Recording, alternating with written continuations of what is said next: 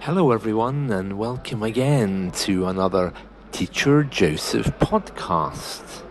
Well, it's all hustle and bustle today because we have a food festival. Yes, that's right. I'm sure behind me you can hear all of the noise. You can hear voices, you can hear glasses, and that's because it's not only a food festival, it's a food and drink festival. A food and drink festival means that more focus will be on alcohol than on food. This is the second day of the food festival, and I have to be honest and say it's not quite what I expected. In total, there's 10 cabins, and 8 of those are bars, mini bars, specialist bars, which sell only alcohol like beer or whiskey or vodka. Collectively, we call strong alcohol like whiskey and vodka, the collective name is spirits. Spirits. So, in this food festival, there's some cabins selling beer, some cabins selling spirits, but to be honest with you, there isn't much in the way of food. So I've managed to find a few food cabins. One is a caravan selling Greek street food, and the people there don't look very Greek. Another one is a Spanish tapas place, a little cabin, and once again, it doesn't look very appetizing. As a result, we have people who are wandering around, walking into each other with beer in one hand and paper plates with food on the other. That's not very nice, and is particularly bad, in my opinion at least, to watch women who are drunk. So there's many women here who are carrying beer cans who look even more aggressive than the men do. So that means that this food festival, I'm not enjoying it as much as I would if they were managing to leave aside alcohol. It is my opinion that British people are in real denial about the amount of alcohol they drink. Even our public transport in some parts of the country offer alcohol. And that's not always what people want to see.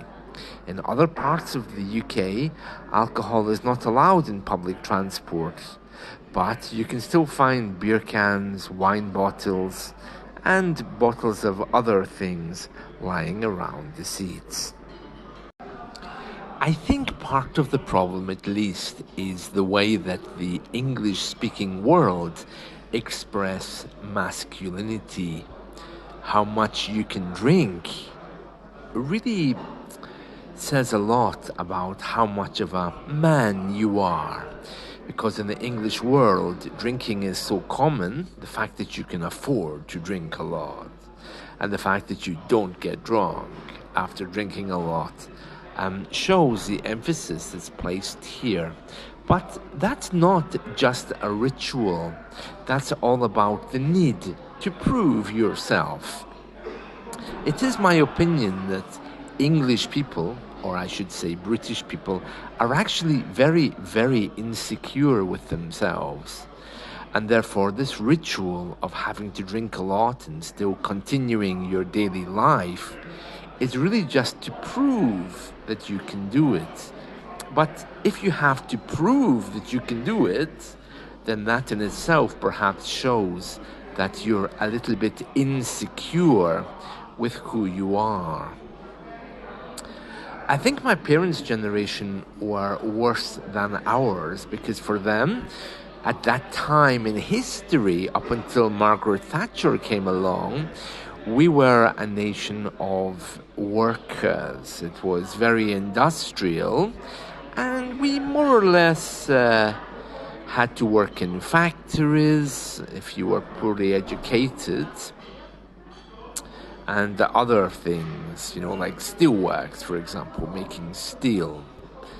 But these days we all kind of work in offices, or we do servicing jobs, or maybe some people work in IT, information technology. So this kind of stuff makes it very, very difficult to prove yourself. You can't walk away from work saying, oh, well, I've done this job today,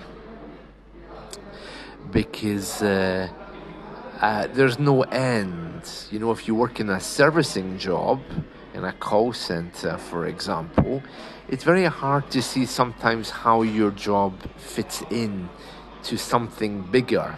Or if you work in IT, how your bit of the program contributes to the bigger picture. It's a little bit uncomfortable for many people. So I think many people still have issues of perhaps insecurity. But of course, drinking and eating more or any kind of addictive behavior is not helpful. But to prove that you're a man in this culture, you have to be able to drink a lot. And that seems to be the way to get popular, although it's never a way that I've done it. But yeah, so the purpose of a food and drink festival here is more, once again, for people to proudly walk around with a glass of beer in their hand, feeling proud, you know. About food itself, British people don't really celebrate food. In fact, when I grew up, I just took food because it was nice, it filled my belly, but I didn't taste it. I mean, I don't have any memories of particular dishes that my mother made. I mean, I know what she liked to eat, but I don't have any memories of anything being special on special occasions. And I've concluded that perhaps memories of food come from the celebration of particular events. It's only recently that I've started to cook, and I'm beginning to understand more about food as a spiritual practice or a connection with other people as a shared event.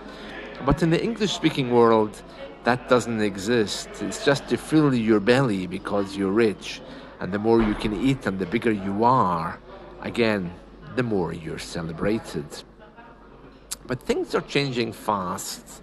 Even the whole idea of having a food festival here, despite the fact it's perhaps covered by other alcoholic activities, shows that things are changing. At least now we're looking to food as some kind of alternative way of appreciating who we are and what life is.